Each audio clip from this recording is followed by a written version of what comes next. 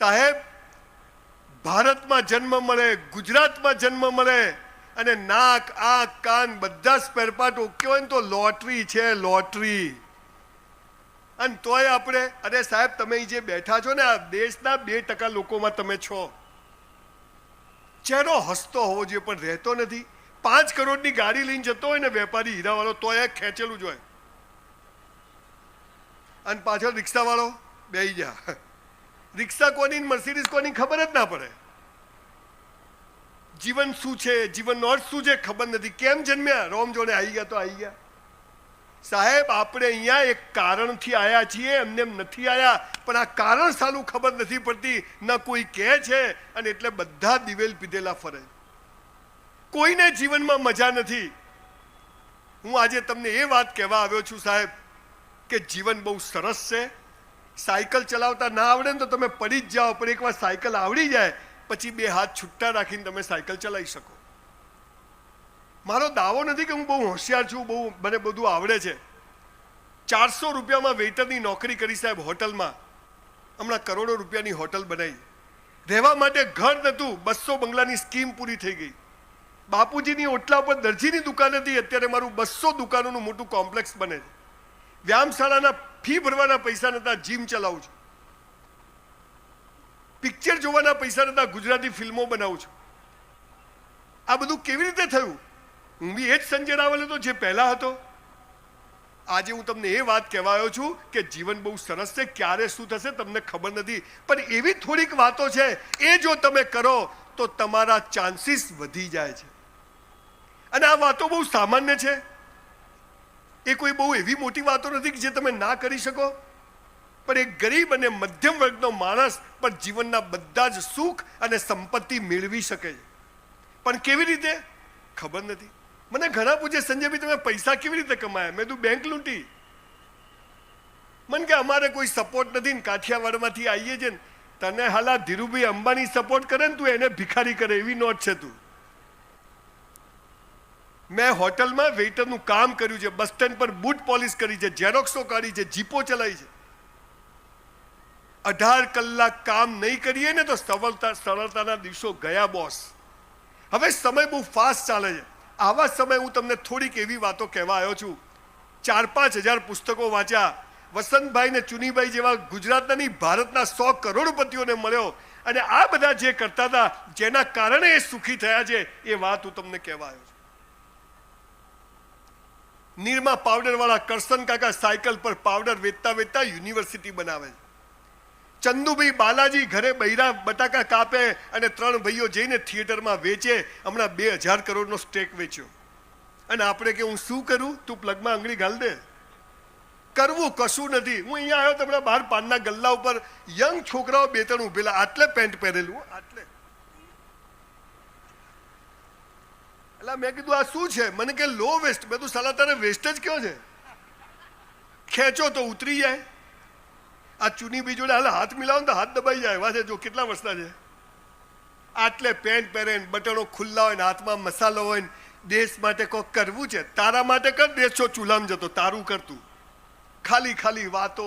સરકાર આવી છે, આ ગોમ આવું છે, આ શેઠ આવો, તું જ હારો છે. સાહેબ, ઘરમાં કયું બાળક ગમે જે ઘરના નિયમો પાળે? સમાજમાં કયો માણસ ગમે જે સમાજ માટે જીવે? એમ ભગવાનને કયો માણસ ગમે જે એનું કહેવું કરે? પણ ભગવાન શું કહે છે એ ખબર નથી. બધી પીપોડી ચાલે છે. પણ હું તમને થોડીક સામાન્ય વાતો કહું છું સાહેબ.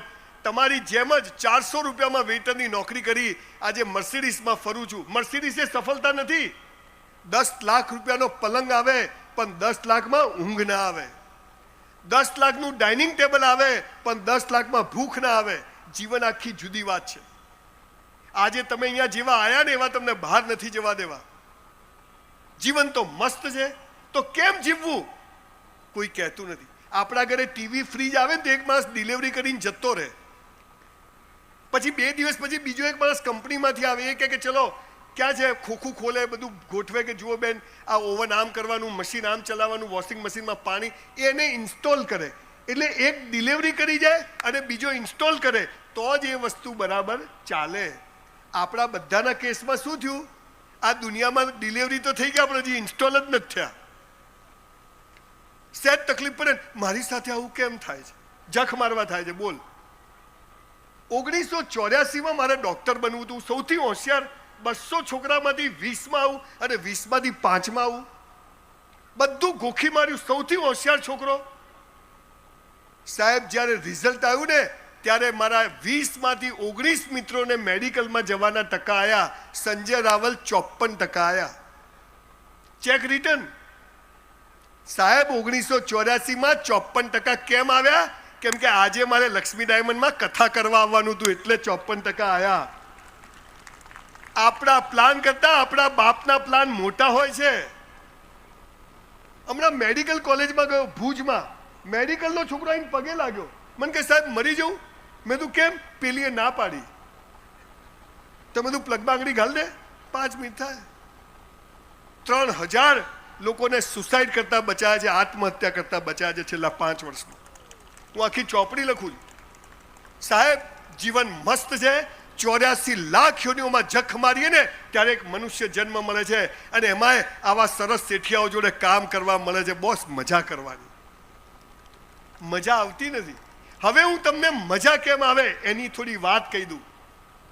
4-5 હજાર પુસ્તકો વાંચ્યા, સવારે 100 દંડ મારું છું, 1966નું મોડેલ છું. દવા નથી ખાધી કોઈ દાડો, કોકને પકડી લઉં તો છોડું નહીં. આજ મંદિર, આજ મસ્જિદ, આજ સ્વામિનારાયણ ભગવાન, આજ શિવલિંગ, આવું ને આવું એને પાછું આપવાનું છે. પાન, મસાલા, ગુટકા, નોનવેજ, અરે આ નિર્દોષ પશુ પક્ષીઓને મારી અને આ ગંદકી ખાશો નહીં, એનો ચિત્કાર આપણને સાલું જીવવા નહીં દે કોઈ દિવસ. આ વાત યાદ રાખજો. ફણગાયેલા મગ ખાઓ, ચણા ખાઓ, દૂધ પીઓ, બધું બીજું પીપોડી વાગે છે. એટલે 5-7 વાતો તમને મારે આજે કહેવી છે. અને આટલું સાહેબ કરજો, 3 વર્ષ 1000 દિવસ કરજો. જો તમે ધારો એ ના થાય ને, તમારું જૂતું ને મારું મોઢું આ જાહેરમાંથી કહું છું, શું ના થાય. હમણાં હું વસંતભાઈનું સાંભળતો તો બધું જ શક્ય છે, પણ એ બધું શક્ય કરવા એ કરે છે, કરવું તો પડે ને. સવારે સાહેબ 5 વાગે ઉઠું છું, રાત્રે 12 વાગે 11 વાગે સૂઈ જઉં છું. 18 કલાક આજે 58 વર્ષની ઉંમરે કામ કરીએ છીએ. જિંદગીમાં પાન, મસાલા, ગુટકા, નોનવેજ ખાધું નથી, સટ્ટો કર્યો નથી. અત્યારે તો બધા રાતોરાત એમની પાસે ગાડી છે, આપણી પાસે નથી. અલા 30 વર્ષ થયા મર્સિડીઝ આવતા, રાતોરાત નથી આવતી ભાઈ. આ 50 વર્ષ થયા. આ એક બહુ મોટો યજ્ઞ થયો છે. અને એવા સમયે એક સ્ટાફની આટલી ચિંતા કરી અને એમને પરિવાર સમજી, અને જે લોકો 10 વર્ષ, 20 વર્ષ, 30 વર્ષથી જે લોકો કામ કરે છે, તમને ખરેખર સલામ છે કે તમે એક યોગ્ય લોકો સાથે કામ કરી રહ્યા છો. પણ આજે મને ખુશી છે કે તમે પરિવાર સાથે આવ્યા છો. પહેલી વાત, જેને જીવનમાં સફળ થવું છે. સફળ એટલે શું? ઊંઘમાં ફોટો હસતો આવે, પડો એવા ઊંઘ આવે, આને સફળતા કહેવાય. પૈસા તો હલકા લોકો પાસે, જુગાર વેચવાળા, દારૂ વેચવાળા પાસે બી હોય છે, હલકો ધંધો કરતી સ્ત્રીઓ પાસે બી હોય છે. પણ તમે સમાજ માટે કેટલું વાપરો છો? જેમ આ પરિવાર 55,000 છોકરા છોકરીઓને ભણાવે છે, એની ઉપર તમારી સફળતાનો આધાર રહેલો છે. તો પહેલું શું કરવું છે? ભલે ગરીબ છીએ, મારા બાપ, હું બ્રાહ્મણ છું. ગીતાનો 4થો અધ્યાયનો 13મો શ્લોક છે. એમાં કૃષ્ણ ભગવાને કહ્યું છે કે મેં જન્મને આધારે જાતિ નથી બનાવી, કર્મને આધારે બનાવી છે. જન્મને આધારે નહીં, કર્મને આધારે. જે સમાજને દિશા બતાવે, બ્રાહ્મણ વેપાર કરે, આ એમ બધું હતું. પણ આપણે બધું બીજું બધું ચાલી ગયું છે. પણ છોડો એ વાત.